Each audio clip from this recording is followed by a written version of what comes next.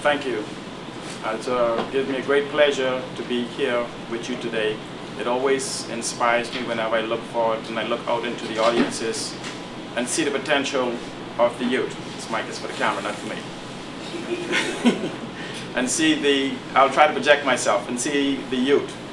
Because the reason why, especially now when we have this movement towards the so-called youth movement that's going on, I had the opportunity to sit in the late 1979 to 1986, and we actually sat and envisioned the very thing that is in existence now today with the technology. And so these are the type of things that I'm going to ask you to do, is to look forward into the future, 5, 10, 15, 20, and 25 years. To embrace exactly what you spoke of, what your theme is called Innovative Solutions in a Rapidly Changing Environment. And I'm one to tell you right now, for instance, you must always be able to adjust. For instance, in the last week I had a prepared speech for you, whereas my assistant did not have the opportunity to make the 4 p.m. flight. And so I too had to adjust in a rapidly and changing environment and rewrite a speech for you, which I'm about to present to you in the hour it took me to come from here, from the airport, home, and here. And so these are the things that you would have to learn to do in a competitive marketplace, in what you will hear me speak of tonight, which is called a knowledge-based economy. Gone are the days where labor is exclusive to the marketplace. And so we have to look at the concept of developing your minds.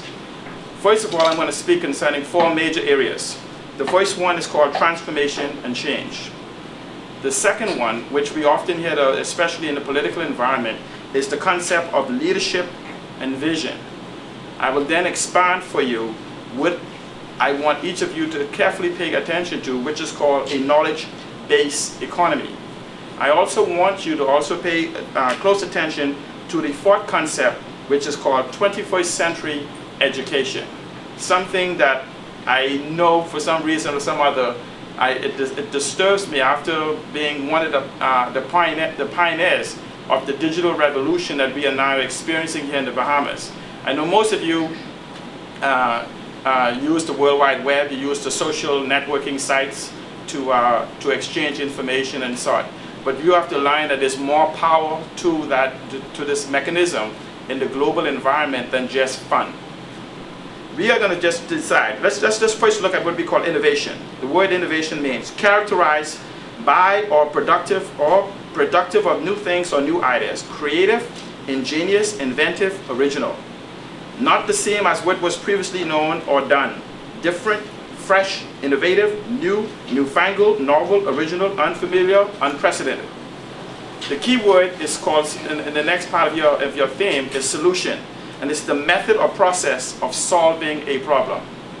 The answer to or deposition of a problem. The third important thing in your theme again is environment. And that's the circumstances or conditions that surround one's surroundings.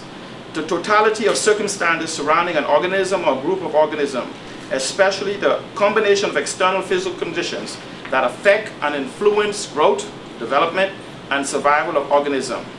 B, the complex of social and cultural conditions affecting the nature of an individual or community. The rapidly and changing is self-explanatory.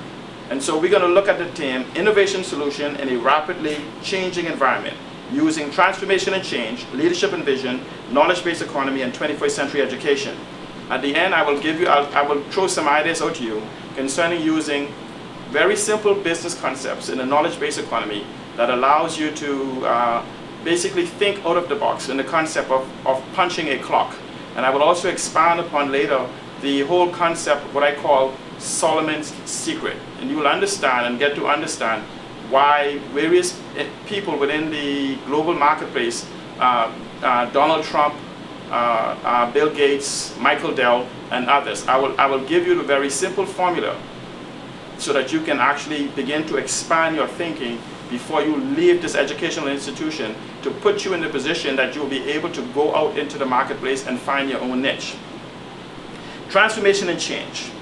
We have to move from responding to a demand for change and recognize this as a movement as one for transformation. Change can be simple.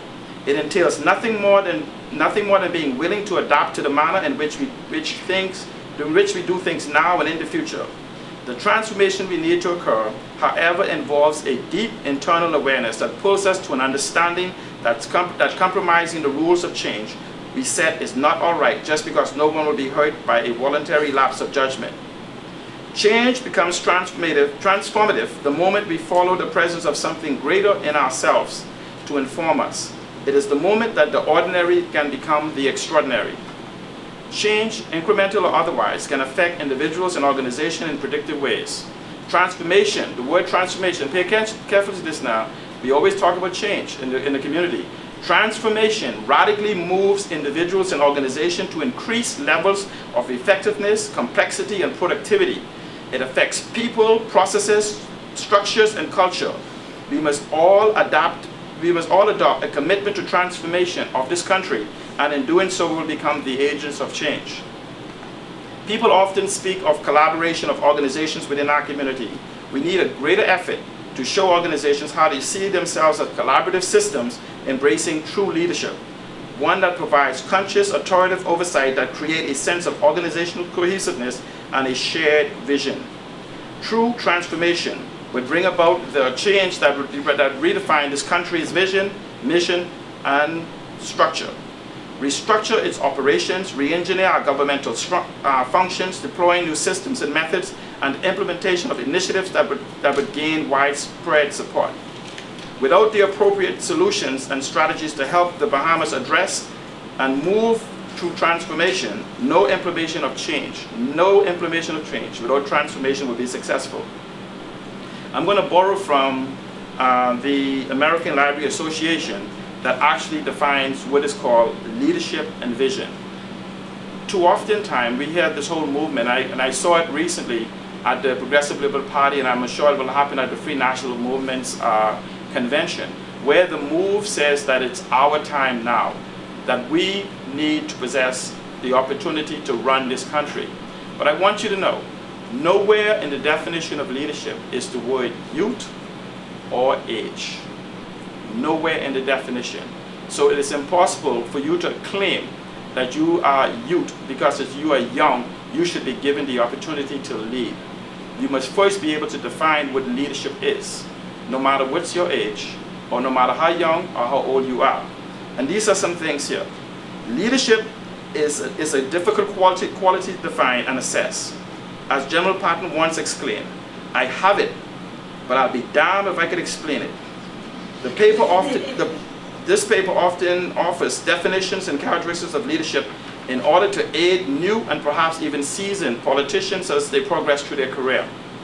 Leadership is, in essence, the ability, listen to it very carefully, leadership is, in essence, the ability to articulate a vision. The key word is vision. A vision or a desired path of progress and motivate others to strive for that vision. Let me repeat that. Leadership in its essence is the ability to articulate a vision or a desired path of progress and to motivate others to strive for that vision. The common perception is that leadership is an art, not a science. Prominent authors avoid establishing checklists for leadership. There is no list of leadership skills, but there is a general consensus there are certain traits that all leaders have. The most common thing for a leader to have is a vision. I'm going to keep repeating that word, vision, because it's very important. As described by Warren Dennis, the guiding purpose and the compelling goal. The vision is how the organization will be defined in the future.